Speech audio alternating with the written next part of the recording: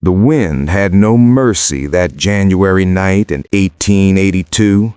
It came screaming down from the Llano Estacado, rolling across the frozen grasslands of Red Creek Valley like something alive and angry. It rattled the shutters of Jack Walker's little cabin on the hill, shook the lantern above his workbench, and pressed its cold mouth against every gap in the chinked log walls. Outside, the last of the day's light had long since died. The darkness was the kind that swallowed everything. Trees, fence posts, the distant shapes of hills, and turned the world into nothing but black sky and driving snow. Jack sat alone at his table, as he had sat alone every night for the past 11 years. His hands were wrapped around a tin cup of coffee gone cold, and his eyes were fixed on the flame of the oil lamp without truly seeing it. At 61, Jack Walker was a man built like a cedar post, lean and weathered and hard from a lifetime of wind and labor. His face carried the deep lines of a man who had seen too much and spoken too little about any of it. His silver hair was cut close, his gray eyes quiet and still as a winter pond. He was not thinking about anything in particular. That was the kind of man he had become, a man who had learned to keep his mind on the present, the coffee, the fire, the sound of the storm, rather than let it wander back to places he could not afford to visit.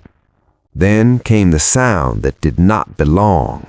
It was faint at first, just beneath the howl of the wind, just at the edge of what a tired man might convince himself he had imagined. But Jack had spent too many years in the frontier army to dismiss what his senses told him. He set down the cup, he turned his head, he listened.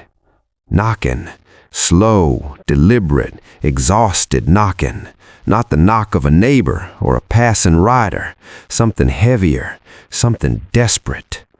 Jack moved to the door without a sound. He reached for the rifle on its hook. He pressed his back to the wall and listened a moment longer. Then, carefully, he lifted the latch. The cold rushed in like a flood, the lantern guttered, and in the pale rectangle of the doorway, against a backdrop of swirling snow, stood 5 women. They were Apache, he could see that plainly.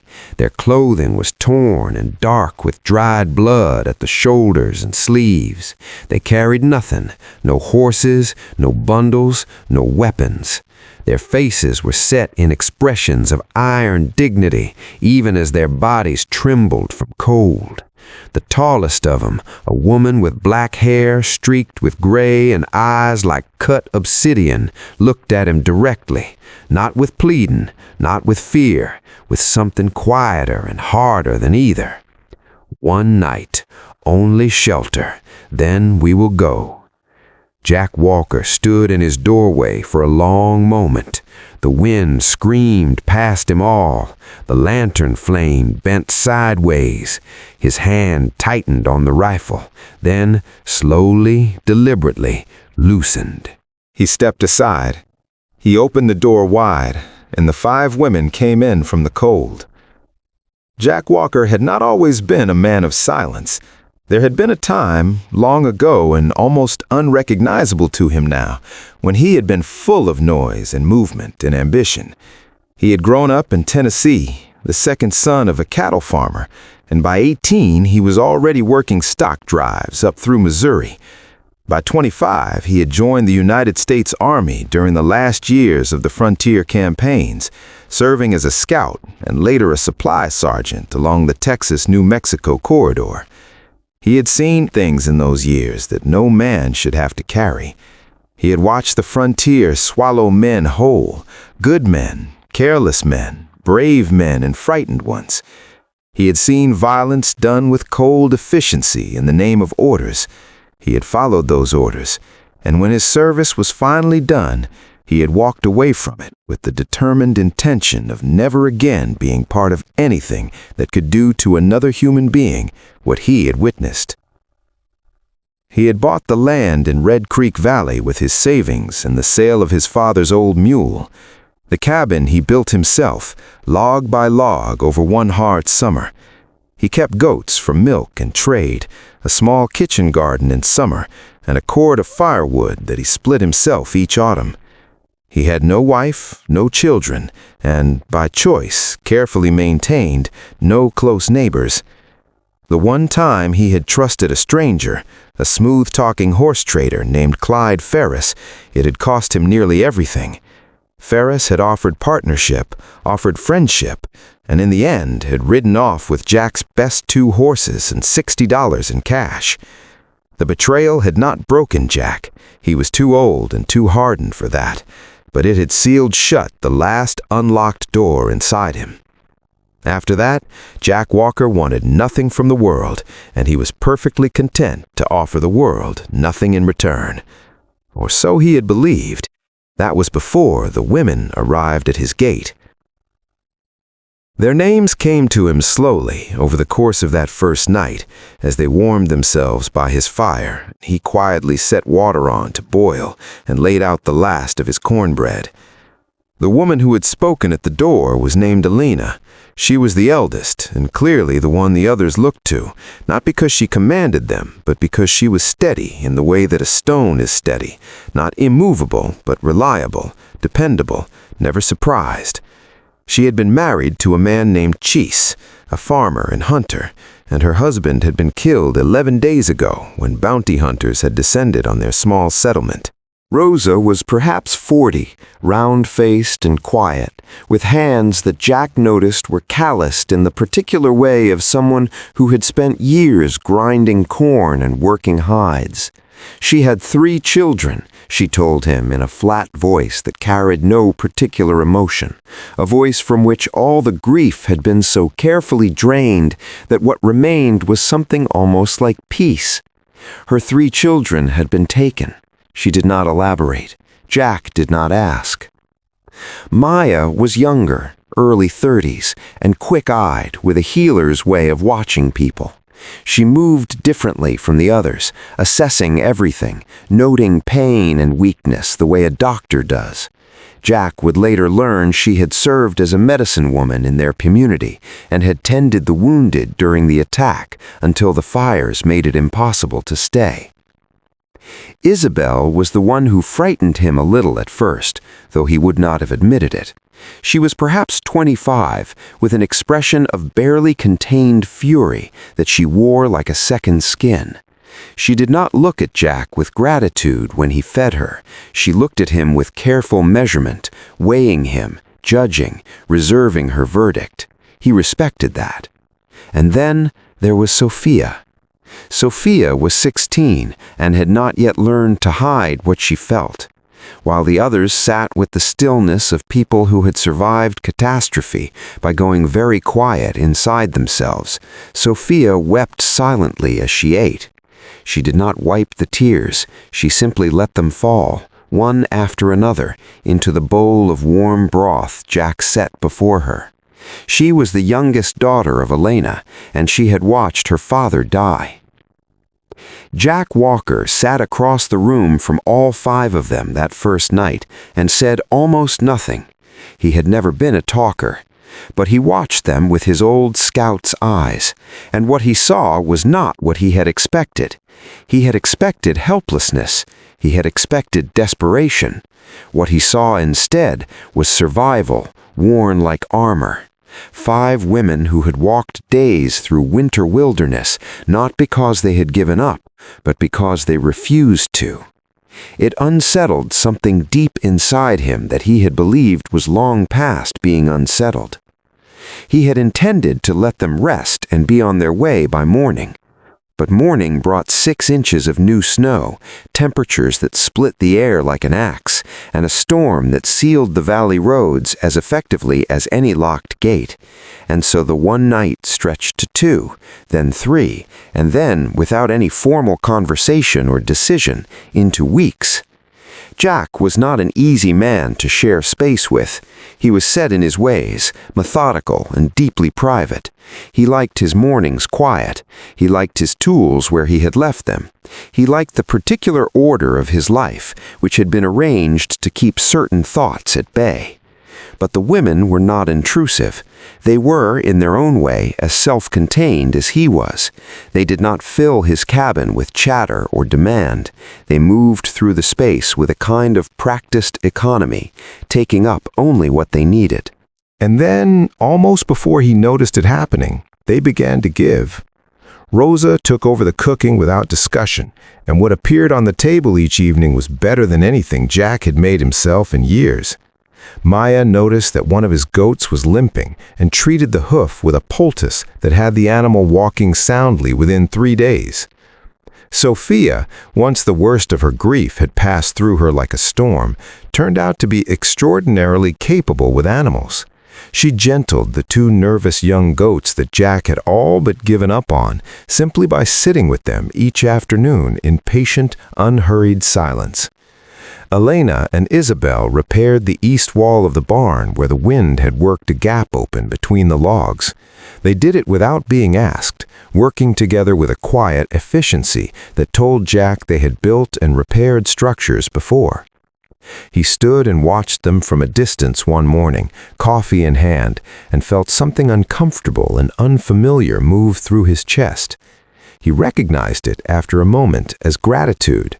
It was a feeling he had nearly forgotten how to carry. The evenings were when Jack Walker began to truly understand what had come to live under his roof. After supper, when the fire burned low and the storm pressed its face against the windows, the 6 of them would sit together in the cabin's main room. Sometimes there was talk, sometimes there was silence, but it was never the same silence that Jack had lived in before, that empty, echoing silence that had occupied his cabin like a tenant for 11 years. This silence had company in it. It had warmth. Elena sometimes sang in a low voice old songs in her own language, and the sound of them, so foreign to Jack's ears, so deeply rooted in something he could not name, settled over the room like a blanket. He never asked her what the words meant. He didn't need to. He could hear the love in them, and the grief, and the stubborn persistence of both. One evening, Sophia came and sat beside him while he was mending a broken harness strap by the fire. She watched his hands for a while, and then she said, in the careful English she had been taught at a mission school, "My father used to say that a man who fixes things is a man who believes tomorrow is worth preparing for." Jack was quiet for a moment.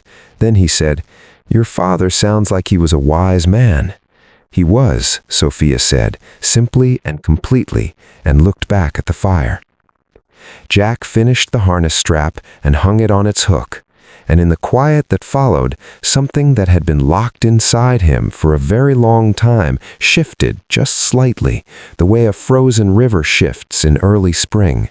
A small movement, almost imperceptible, but carrying within it the promise of everything that would eventually flow. Isabel was the last to come around. She watched him for nearly a month with those measuring eyes before she finally approached him one morning as he was splitting wood. She took the axe from the stump without a word, positioned a log, and split it cleanly in 2, then another. Then she handed the axe back and met his eyes with the first trace of something that was not suspicion or caution. "You did not have to keep us," she said. "You kept us anyway. That means something." Jack nodded once. He didn't have words for what it meant to him that she had said that, but she seemed to understand the nod. She picked up half the split wood and carried it to the stack, and that was the end of the distance between them. It was Maya who first noticed the tracks. She came to Jack on a gray February morning, quiet and unhurried as always, and told him there'd been riders on the ridge above the cabin, 2 of them by the spacing of the hoofprints, who had sat a while and watched the property before moving on. Jack went up and looked for himself. The tracks were a day old, already half filled with blown snow, but they told a clear story. Whoever had been there had stayed long enough to observe. They had not been passing by. He said nothing to the women that evening, but he began sleeping lighter, and he kept the rifle closer to hand. 3 days later, he rode into the town of Red Creek for supplies and felt the difference the moment he walked into the general store. Conversation stopped. 3 men at the counter, men he knew by sight if not well, turned to look at him with the particular expression that means a man has been talked about in his absence. The store owner, a lean man named Gideon Price, made a show of filling Jack's order, but leaned in close as he bagged the flour. "Word's gotten around, Jack, about what you're harboring out at your place." Jack took the flour without changing his expression. "I'm feeding some people who needed feeding," he said quietly. "Same as anybody with a Christian bone in their body would do in a hard winter." Price said nothing more, but one of the men by the counter said, just loudly enough to be intended for him, that a man who forgot where his loyalties lay was a man who might find the frontier less friendly than he was used to. Jack paid for his supplies and walked out without answering. But riding home through the white-gray afternoon, with the flour bags across the saddle and the cold biting at his face, he felt the old familiar weight settle on his shoulders. The weight of a choice that was not yet made, but that was approaching, the way a weather front approaches, still distant, but inevitable, and carrying something serious in its clouds. He thought about Clyde Ferris and the $60 and the betrayal that had closed his heart like a fist. He thought about the orders he had followed in the army, and what following those orders had cost people who had never done him any harm. He thought about 11 years of solitude and what he had imagined that solitude was protecting him from. And he thought about Sophia sitting beside him with the firelight in her eyes, telling him about her father who believed in preparing for tomorrow. By the time the cabin appeared through the bare trees, dark and warm and lit from within by the yellow glow of the hearth, his mind was made up. They came on the first Friday of March. 4 riders, and behind him the heavy-set man in the brown coat, Harlan Burke, a man who ran a loose and unofficial collection of frontier enforcers who called themselves claim agents, and whose actual business was removing inconvenient people from land and situations that powerful men wanted cleared. Jack saw him coming from half a mile out. He had been watching for exactly this. He told the women calmly. Rosa took Sophia and Maya to the back room. Elena stood her ground in the kitchen doorway and told him plainly that she was not hiding. Isabel appeared at his side without being asked, carrying the wood axe. Jack looked at her once, then he nodded and opened the front door and stepped out onto the porch with his rifle cradled in the crook of his arm, not raised but present. The 5 riders pulled up at the edge of the yard.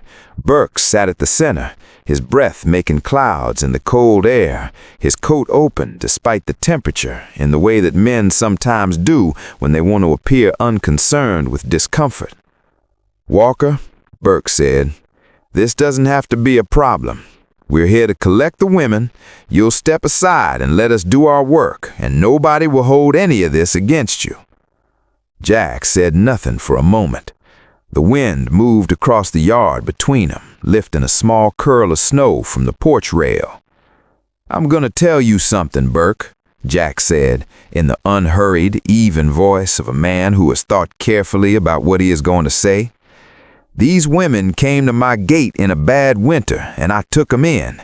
That makes them my responsibility, and I am not in the habit of surrendering my responsibilities to men who haven't earned the right to ask for them. You've got 1 old rifle and a woman with a hatchet, and I've got 5 men and a legal warrant." "Show me the warrant," Jack said. Silence. Burke had no warrant. They both knew it.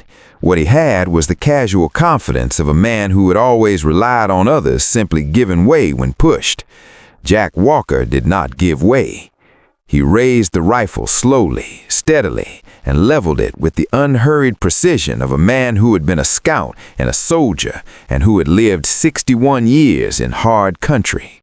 "Get off my land," he said, "and don't come back." The moment stretched.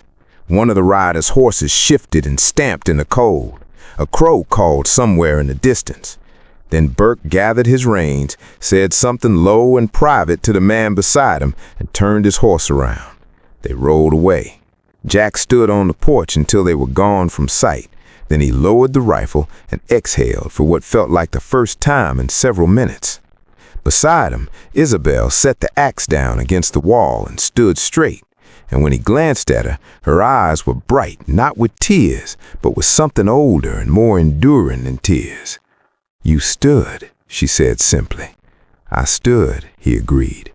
Spring came slowly to Red Creek Valley that year, the way spring always does in West Texas, grudgingly, in fits and starts, the cold fighting the warmth for every inch of ground. But it came. By April, the kitchen garden was planted, larger now than Jack had ever made it, with Elena directing the layout and Rosa adding a section of medicinal herbs that Maya had wanted for years. The goat herd had grown by 5 kids, and Sophia had named every one of them. The east barn wall was not just repaired, but reinforced, better than it had ever been. And the cabin, which had always been functional and nothing more, had been slowly, quietly transformed into something that deserved a warmer word. Jack was sitting on the porch one evening in late April, watching the last of the sun go down behind the hills to the west, when Elena came and sat beside him. They sat in silence for a while, which had become their way. In the months they had shared the same roof, Jack and Elena had developed the easy, unforced quiet of people who had moved past the need to fill silence with words. After a time, she said, "We have talked, the 5 of us. We do not have a place to return to. The village is gone. Some of our people have gone south. But this valley is a place where things can grow, if a person is patient with it." Jack was quiet for a moment. He watched the last line of gold fade from the edge of the sky. "This land has room," he said at last, "and I am done being alone." It was not a declaration. It was not a formal invitation. It was simply a man stating the truth that had been quietly assembling itself inside him since the night he had opened his door to 5 strangers in a blizzard. Elena nodded once, in the way she had of acknowledging things that mattered without making them ceremony of them.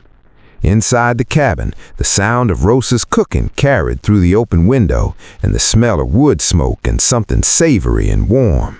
Sophia was singing softly, one of her mother's songs, the words in Apache, and the sound of her young voice moving through that old, hard-used cabin was the most domestic and peaceful thing Jack Walker had heard in longer than he could remember. Maya was teaching Isabel the medicinal properties of a desert herb they had found on the south hillside. Isabel was arguing with her in a low, affectionate voice, which was Isabel's particular way of showing that she was paying close attention. Jack Walker sat on his porch and listened to all of it, and felt the weight that had lived in his chest for 11 years. The weight of solitude chosen as protection, of isolation mistaken for peace, slowly, quietly release. Jack Walker lived another 23 years on that land in Red Creek Valley. The ranch grew. The goat herd became a proper cattle operation. The cabin became a house, added to in stages over years as the needs and ambitions of the 6 of them evolved. Elena's knowledge of the land proved to be the foundation of everything they built together. Rosa's cooking fed not just their household, but in the hard years, neighbors who came quietly to the back gate and were never turned away. Sophia grew into a woman of considerable strength and grace. She learned to read and write and kept the ranch accounts with a precision that would have served any bank in the territory. She married at 23, a quiet, careful man who understood what kind of household he was joining, and raised her children within sound of the same hills where she had first arrived as a grieving, tearful girl. Isabel never left. She remained fiercely independent, fiercely capable, and, in the way of people who have been through the worst things and come out the other side, fiercely loving of the people she had chosen to trust. She and Jack argued, regularly and with genuine feeling, and respected each other entirely. Maya became known throughout the valley as the woman you went to when the doctor was too far. She delivered children, set bones, eased fevers, and sat with the dying. She asked nothing for any of it, except that her patients do something kind for someone else when they were able.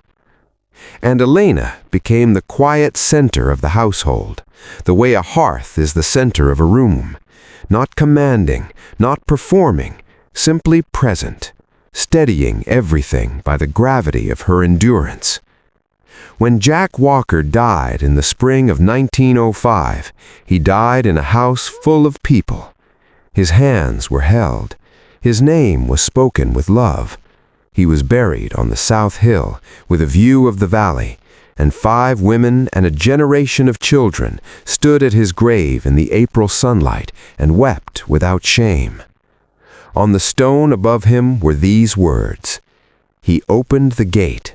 The rest followed naturally." The frontier had many lessons. Most of them were hard, but the deepest one, the one that a retired soldier had to wait until the worst night of winter to finally learn, was this: the family we choose, when we have the courage to choose it, is no less real than any other kind. And the home we build together, from the ruins of the lives we survived, is the most enduring thing a human being can make. If this story moved you, if it reminded you of something true about loyalty, courage, and the quiet miracles that happen when one person chooses to open the gate, then this channel was made for you. Subscribe to Desert Hearth and never miss a story worth telling. Every week, we bring you stories from the frontier of the human heart, tales of veterans, quiet heroes, families forged by hardship, and the enduring power of ordinary people who do extraordinary things simply by choosing kindness when it costs them something. Hit the subscribe button, ring the bell, share this story with someone who needs to hear it today. Because out here on the desert hearth, the fire is always burning, and there is always room at the table.